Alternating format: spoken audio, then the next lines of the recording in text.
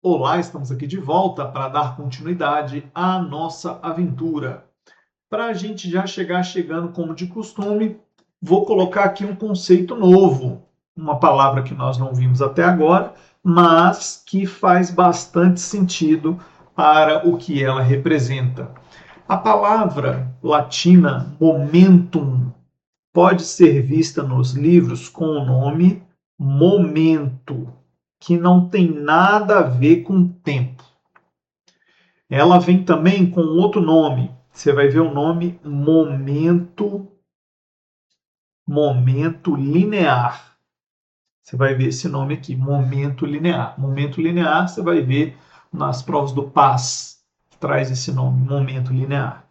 Os livros costumam trazer um outro nome para o momentum. Eles chamam de quantidade de movimento. Quantidade de movimento. Beleza?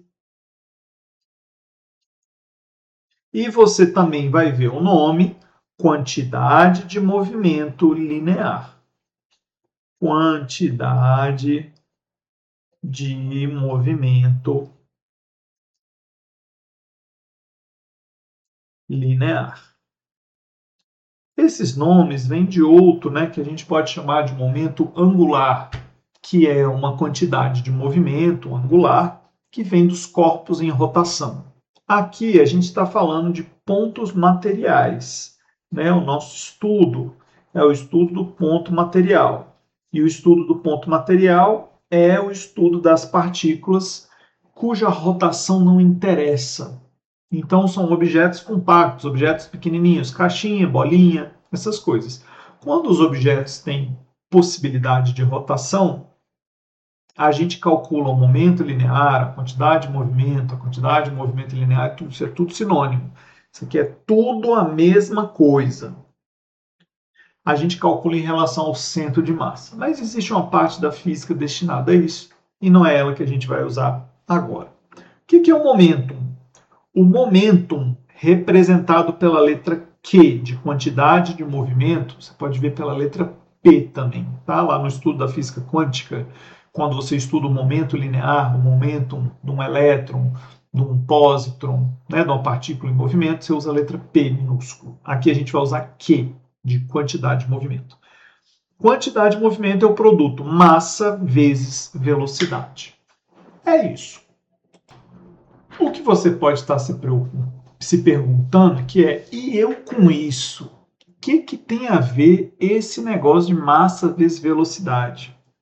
A grande verdade é que desde o início, o Isaac Newton, quando ele pensava em movimento, ele não tinha os conceitos que a gente conhece hoje. Conceito de força, relacionar força com aceleração, ele estava criando isso. E especialmente nas situações em que você tem tanto a massa como a velocidade, como coisas que podem variar. A massa das coisas pode mudar. Se você tiver um saco de farinha, o saco de farinha ele pode estar furado e ir vazando massa. Você tem várias situações em que a massa dos objetos não é uma coisa presa, né? Se você quiser resolver um problema realmente complexo, você precisa levar em consideração essa flutuabilidade dos valores, né? E aí o Newton ele colocou, né, não exatamente desse jeito, mas colocou o conceito de momentum como sendo uma coisa muito importante para a descrição do movimento dos objetos. Então a gente tem aqui o produto massa vezes velocidade, de forma que ele representa uma coisa. Que coisa é essa? Ah, essa coisa é um número. É um número que ele vai ser maior quando você tiver um objeto de massa maior ou um objeto mais rápido, beleza? Mas mais do que isso, além de ser um número, essa grandeza é uma grandeza vetorial. Então, o momentum ele determina a quantidade de movimento que um objeto tem, que é a relação entre a sua massa e a velocidade. Então, um objeto de 20 kg indo a 10 metros por segundo. 20 vezes 10, 200. 200 kg/metro por segundo. Essa é a quantidade de movimento. A gente costuma fazer a comparação que a quantidade de movimento tem relação com, sei lá, você tem um carro a 10 metros por segundo, você tem uma bala de revólver a 100 metros por segundo. Mesmo a bala sendo pequena, o fato dela ter uma velocidade muito grande, a bala tem uma massa pequena, né? Mesmo ela tendo uma massa pequena, o fato dela ter uma velocidade muito grande faz ela ter muito momentum. Esse momentum, ele é uma grandeza muito interessante, inclusive lá na física moderna, a física do século XX, depois ali do Albert Einstein, porque a gente consegue inclusive trazer o momentum para a luz, que é uma coisa que nós sabemos que não tem massa. Não tem massa, mas tem momentum, tem quantidade de movimento. Então a gente, nos exemplos que a gente vai fazer, eu vou seguir a mesma linha argumentativa dos capítulos anteriores, eu vou resolver problemas com o objetivo de a cada problema trazer uma visão nova sobre a quantidade de movimento. Beleza? Porque a parte teórica realmente é meio matemática, ela serve mais para munir a gente de ferramentas para resolver os problemas. Mas a interpretação mesmo vai vir olhando as situações em que isso aqui é aplicável. Beleza? Aí essa é a primeira visão. O momentum é um vetor, então é uma grandeza vetorial, igual força, igual aceleração, igual velocidade, que são grandezas vetoriais. Beleza? Em termos do momentum, a segunda lei de Newton ganha um formato muito interessante. Porque se força resultante é massa vezes aceleração, e força resultante é massa vezes ΔV sobre ΔT, eu consigo escrever que a força resultante é massa vezes ΔV dividido, estou entrando na frente de novo, dividido por ΔT. E o que é massa vezes ΔV? Variação da quantidade de movimento. Então, a força resultante que atua sobre um objeto é a variação da quantidade de movimento dividido pelo tempo. E isso aqui também tem a sua forma vetorial. Então, a força serve para mudar a quantidade de movimento de um objeto. Essa é a segunda lei de Newton que ele escreveu. Né? Ele, na verdade, escreveu na forma de derivada, né? A derivada da quantidade de movimento em relação ao tempo. É uma ferramenta que a gente não usa aqui no ensino médio, mas que ele também não tinha e aí inventou. Né? Mas nós não vamos fazer isso. Então, o Isaac Newton apresentou a segunda lei desse jeito aqui. Se você voltar lá na aula de primeira, segunda lei, né, quando eu falei da segunda lei, eu falei, olha, o Newton não escreveu força igual a massa vezes a aceleração exatamente assim, não. Ele escreveu diferente. Lá na frente a gente vai ver. Chegamos lá na frente. É isso aqui. Né? A força resultante é a variação da quantidade de movimento no intervalo de tempo.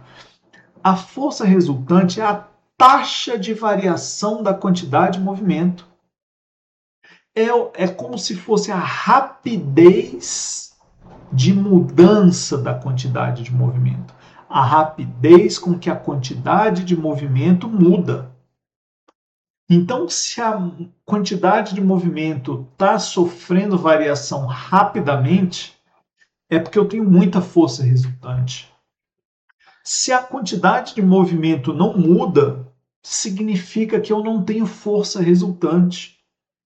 Então, mais do que mudar a velocidade, a gente está vendo em mudanças de quantidade de movimento. Então, no envolvimento aí com a massa. Beleza?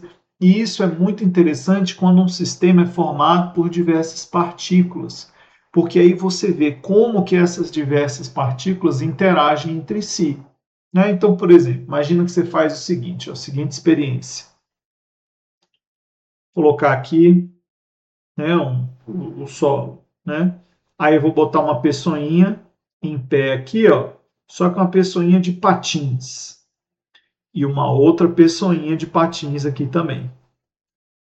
Beleza? As duas pessoas de patins. uma na frente da outra. Aí essas pessoas vão lá e uma empurra a outra. De maneira que os atritos são de fato desprezíveis. Na hora que uma pessoa empurra a outra, elas estão ganhando velocidade, né? Mas a velocidade que uma pessoa vai ganhar para um lado influencia na velocidade que a outra pessoa vai ganhar para o outro. Então, se essa pessoa aqui tem uma massa 1 e ganha uma velocidade V1, essa aqui tem uma massa 2 e ganha uma velocidade V2, você tem que a quantidade de movimento do sistema formado pelas duas pessoas não muda, porque afinal de contas, a força resultante que existe sobre o sistema formado por eles dois é uma força nula, porque a única força que existe é a força que o carinha 1 faz no carinha 2, ou a mocinha, não sei, e é a força que a pessoa 2 faz na pessoa 1. Então é um sistema com apenas forças internas. Então quando as pessoas se empurram, a velocidade que essa aqui ganha depende da velocidade que a outra ganhou e depende das massas deles, de forma que o M1V1 que esse carinha ganhou para o lado de cá, somado com o M2V2 que ele ganhou para o lado de lá, tem que dar zero. Então você consegue saber qual é a velocidade com base na massa dos dois. E o mais interessante, imagina que você tem um objeto e ele explode. Na hora que ele explode, ele se parte em dois pedaços. A velocidade dos pedaços vai estar relacionada um com o outro. Então, a velocidade do pedaço A, pedaço B, pedaço C, vai ter toda essa relação, porque a força que acontece para dois objetos, né, para um objeto se partir em dois, a força, mesmo que venha da energia de uma bomba, um negócio assim, sei lá, uma explosão, alguma coisa assim, mesmo que você tenha ganho de energia, você não muda a quantidade de movimento. Afinal de contas, a força que atua sobre o conjunto das partículas é zero, porque a força que existe, no caso, para acelerar ou frear essas partículas, é uma força de ação mútua, uma força que uma faz na outra. Ainda aqui falando sobre a segunda lei de Newton e o modo como ela aparece aqui para nós, a gente pode pegar essa expressão do jeito que ela está aqui, ó, e escrever assim, ó, que a força resultante vezes o intervalo de tempo resulta na variação da quantidade de movimento. Isso aqui é uma expressão vetorial, ou seja, se a força é para a direita, a variação de quantidade de movimento é para a direita, se a força é para cima, a variação da quantidade de movimento é para cima. E isso traz para a gente uma outra grandeza chamada de impulso. O impulso, representado pela letra I, que também é um vetor, é o produto força vezes tempo. Então, quando você vai lá e aplica uma força sobre um objeto, se você aplica uma força durante 10 segundos, é um determinado impulso. Se você aplica essa força durante 20 segundos, é o dobro do impulso, né? Se você fizer a mesma força. Então, a ideia é dizer que o impulso é uma grandeza responsável por variar a quantidade de movimento, e ela é a própria variação da quantidade de movimento. Então, se a quantidade de movimento aumentar, significa que houve um impulso. O impulso é esse aumento da quantidade de movimento. Se você tiver redução da quantidade de movimento, impulso negativo, porque o tanto que a quantidade de movimento variou vai ser um número negativo, beleza? E aqui cabe a gente falar sobre as unidades de medida. Né? Se a quantidade de movimento é massa vezes velocidade, a gente tem a massa em quilogramas e a velocidade em metro por segundo. Então, a unidade de quantidade de movimento vai ser quilograma metro por segundo. Beleza? Quando a gente se referir à quantidade de movimento, eu vou procurar colocar essa unidade. Então, isso aqui é a grandeza, a unidade de quantidade de movimento. Vou colocar também para o impulso. Veja, o impulso é força vezes tempo. Se o impulso é força vezes tempo, Então, a unidade do impulso é a unidade de força vezes a unidade de tempo, que é o Newton segundo. Não é Newton por segundo, não, tá? É Newton segundo vezes Newton segundo. Essa é a unidade do impulso. O impulso também pode ser escrito como Newton segundo. Claro que Newton segundo é a mesma coisa que quilograma metro por segundo. Claro que é a mesma coisa. Porque massa vezes velocidade é a mesma coisa que força vezes tempo, como a gente pode ver. Né? E massa é quilograma. A aceleração é metro por segundo ao quadrado. Né? Então, metro por segundo ao quadrado. Então, se você pegar isso aqui e multiplicar por segundo, vai dar quilograma metro por segundo. Beleza? Isso aqui seria o Newton vezes segundo. E por que esse jogo de unidade? Porque toda vez que eu estiver falando no contexto do impulso, eu vou tentar usar Newton segundo. Quando eu estiver falando no contexto de quantidade de movimento, eu vou tentar usar quilograma metro por segundo. Beleza? Por que que isso é uma coisa boa? Porque na hora de fazer os cálculos, a gente vai saber exatamente qual era a intenção de quem formulou aquele problema. Beleza? Outras situações interessantes. Imagine o seguinte: você está aí, Deus me livre, dentro de um prédio, o prédio começa a pegar fogo, você precisa sair daí. Por que você não pode simplesmente ir para a janela e pular? Né? Por que você não pode fazer isso? Porque se você fizer isso, quando você chegar lá embaixo, você vai se esborrachar e aí, né, vai de arrasto. Não pode acontecer isso. Então, o que você faz? Muitos lugares, na hora de fazer resgate, o que eles fazem? Eles enchem uns colchãozão de ar brabo, assim, gigante. E não é suavão, tranquilo não, tá? É uma pancada também. Mas a pessoa consegue vir lá de cima e ela cai nessas almofadas, assim, ó, que amortecem a queda. Né? Não sei se você já viu isso. Acontece, pô, você pega seu celular, joga ele no chão, vai quebrar a tela, vai quebrar, amassar, sei lá, do que é feito seu celular. Mas se ele cai num tapete ou cai em cima de uma almofada, com a mesma velocidade, ele não quebra, ele não amassa, sabe? E o que tem envolvido aí fisicamente? O que tem envolvido é o tempo de ação de uma força. Porque o que você quer quando você está num prédio em chamas e você pula lá para o térreo, né, para o andar térreo? O que você quer? Você quer encostar no solo e todo o ganho de velocidade que você teve durante a queda, você quer que desapareça. Ou seja, o que você quer é mudar a sua velocidade. Mas você tem massa. E para mudar a sua velocidade, para reduzir a sua velocidade, você vai ter que reduzir sua quantidade de movimento, então você vai precisar de um impulso. O impulso é o tanto que a sua quantidade de movimento diminui. Esse tanto é chamado de impulso. Então, a redução da sua quantidade de movimento é o impulso que você tem que ganhar. Mas como é que você faz para ganhar impulso? Por meio da ação de uma força. Se essa força age por pouco tempo, para conseguir te dar esse impulso, a força necessária é imensa.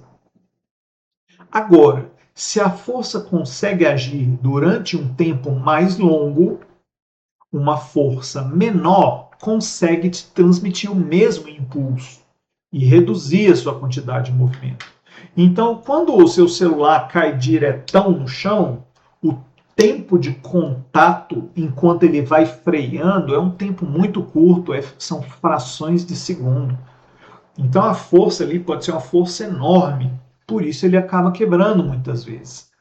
Então quando a pessoa pula lá do prédio, cai naquele colchãozão de ar, ela vai sendo freada não de uma vez, mas num tempo mais longo.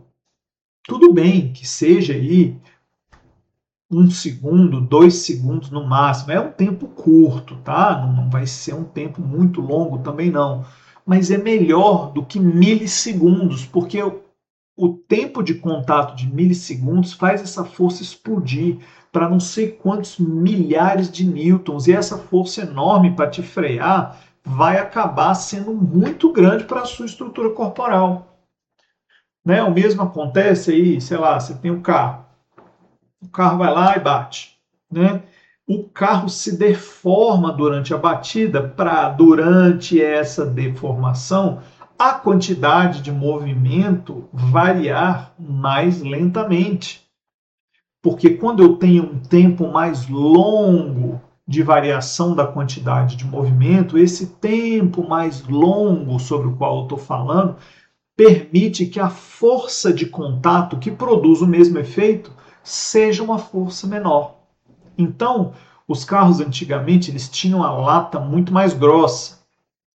E isso aí era a particularidade do processo de fabricação da época.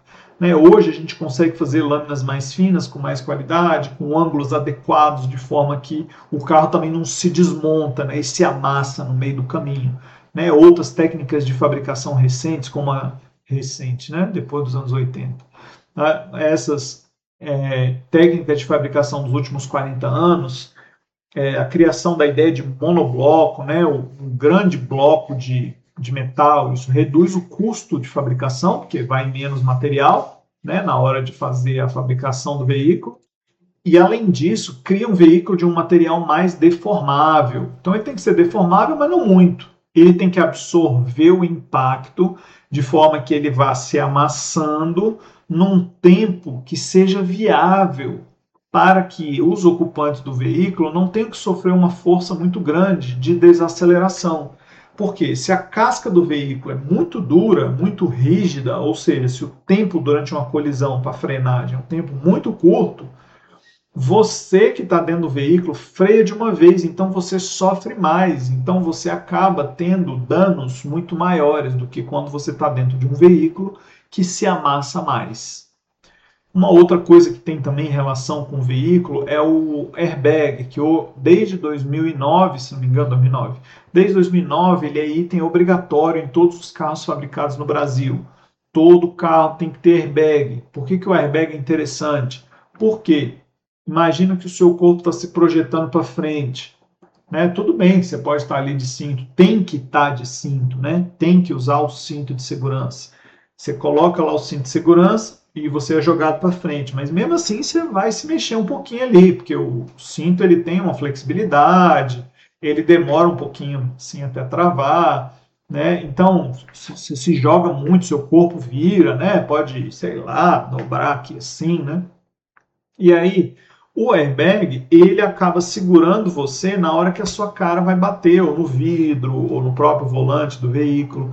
Então, em vez de você, com a sua grande velocidade, né, durante uma colisão do veículo, ser freado somente pelo cinto, ou, né, o pior aí, né, sua cabeça indo na direção do vidro, alguma coisa assim, dependendo da posição que você estava, aquela almofadona bem na frente da sua cara, ela vai segurar e vai permitir um tempo mais longo de contato. E tempo mais longo de contato significa forças menores provocando o mesmo impulso, forças menores causando a mesma variação da quantidade de movimento.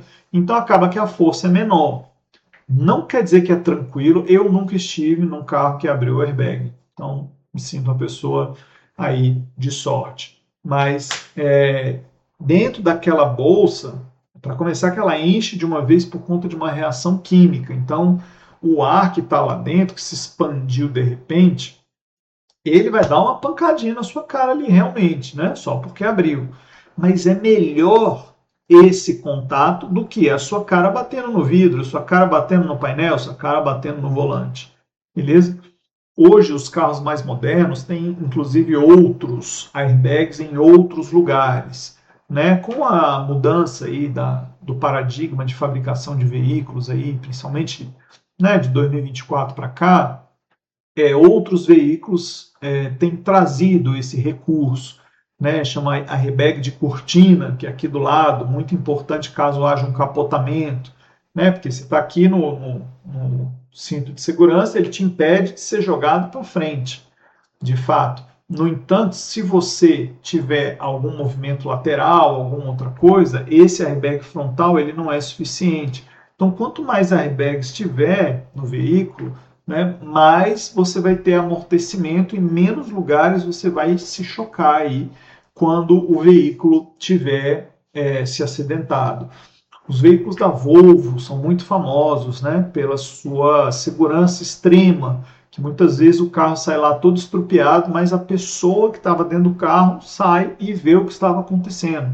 Né? Então ele tem uma série de mecanismos de segurança que fez aí, né, dos suecos os detentores aí dessa muito nobre alcunha de carro mais seguro. Né? Então, os carros da Volvo são muito seguros por isso. Eles inauguraram vários desses recursos durante o processo ali, né, de evolução da marca, né, e dos veículos deles. Então, o que eu tenho que guardar dessa história toda? Né? Primeiro, a grande quantidade de nomes. Né? Cara, tem que guardar. Você vai ver mais vezes, você vai me ver falando a quantidade de movimento. Beleza?